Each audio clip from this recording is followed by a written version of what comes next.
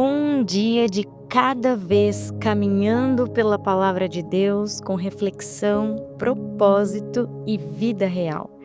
Seja muito bem-vindo ao Bíblia 365 na prática.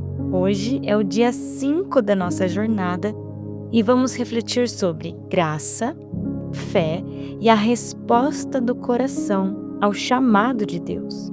No dia de hoje, seguindo a leitura do nosso cronograma, os livros são Gênesis 5, Mateus 5, Esdras 5 e Atos 5. Então prepare suas anotações e permita que o Espírito Santo fale ao seu coração ao longo dessa leitura. Eu vou tentar me ater mais em Mateus, que são as bem-aventuranças, então eu vou ser um pouco mais sutil nos outros capítulos, porque senão eu vou passar dos 15 minutos e esse é o meu compromisso com vocês. Porém, não se esqueçam, a grande sacada desse projeto é para facilitar o seu devocional, os seus estudos. Isso aqui é algo apenas inicial.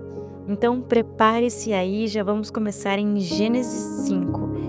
Uma linhagem que preserva a promessa. Começa com uma genealogia. E à primeira vista você pode pensar, é apenas uma lista de nomes, mas ela cumpre um papel fundamental, que é preservar a promessa. Em meio a uma humanidade marcada pelo pecado, Deus mantém uma linhagem viva.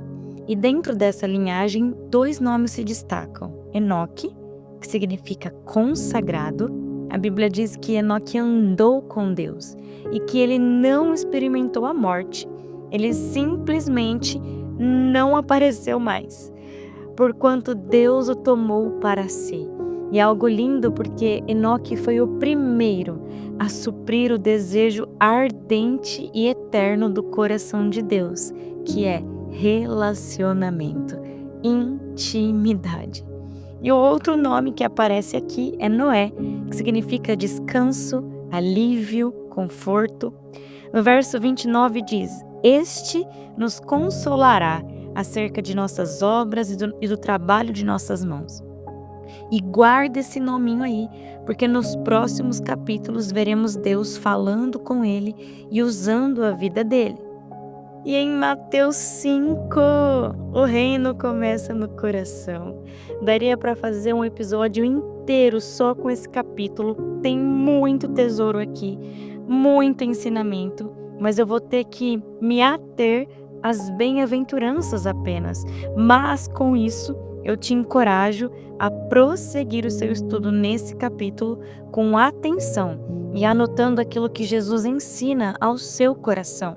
Ore. Peça ao Espírito Santo para te auxiliar no restante de Mateus 5. Aqui, Jesus inicia o Sermão do Monte, que finaliza apenas em Mateus 7. E eu sou apaixonada por esse sermão. É basicamente Jesus revelando qual é o caráter do reino de Deus. Jesus não começa falando do que temos que fazer, mas de quem nós nos tornamos. A humildade, a mansidão, a misericórdia, a sede por Deus são marcas daqueles que vivem o reino. Ele apresenta valores que parecem contrários à lógica humana. Bem-aventurados os humildes, os que choram, os mansos. Ele está ensinando que o reino de Deus não começa no comportamento exterior, mas no coração transformado.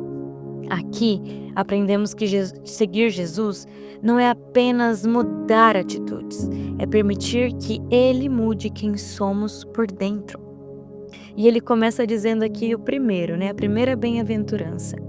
Bem-aventurados os pobres em espírito, porque deles é o reino dos céus. E aqui pobres é aquele que não tem nada a oferecer.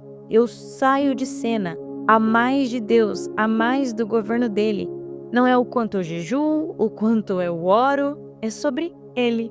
Apesar de que devemos fazer todas essas coisas. Mas quando alguém vê algo bom em nós e nós declaramos, é Ele. Tudo que é de bom em mim é Ele. Eu não tenho nada a oferecer. É reconhecer que eu preciso de Deus o tempo todo.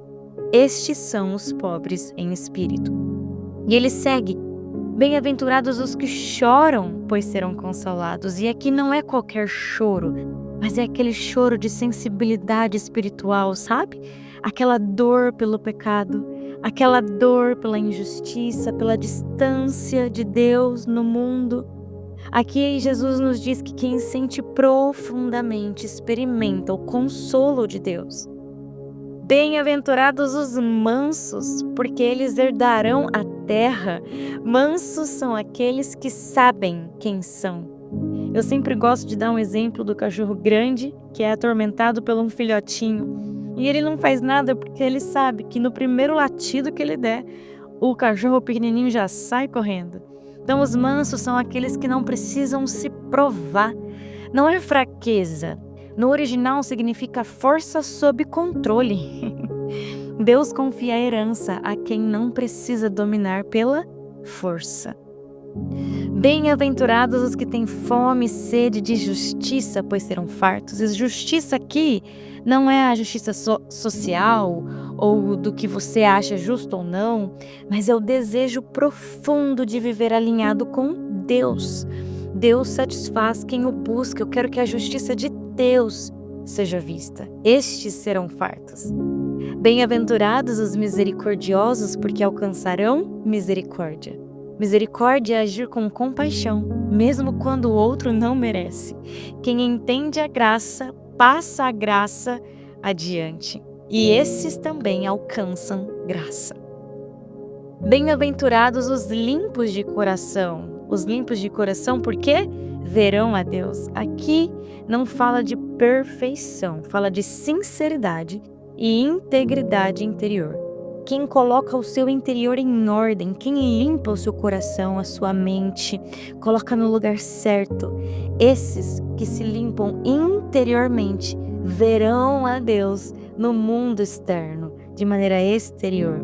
Deus se revela àqueles corações que não são divididos. Bem-aventurados os pacificadores, porque serão chamados filhos de Deus. Pacificador não é quem evita conflito, mas quem promove reconciliação. A estes, ele diz, serão filhos de Deus. Filhos se parecem com o Pai. Deus, ele é um Deus reconciliador. Bem-aventurados os perseguidos por causa da justiça, porque deles é o reino dos céus. E aqui Jesus deixa claro, viver o reino gera resistência.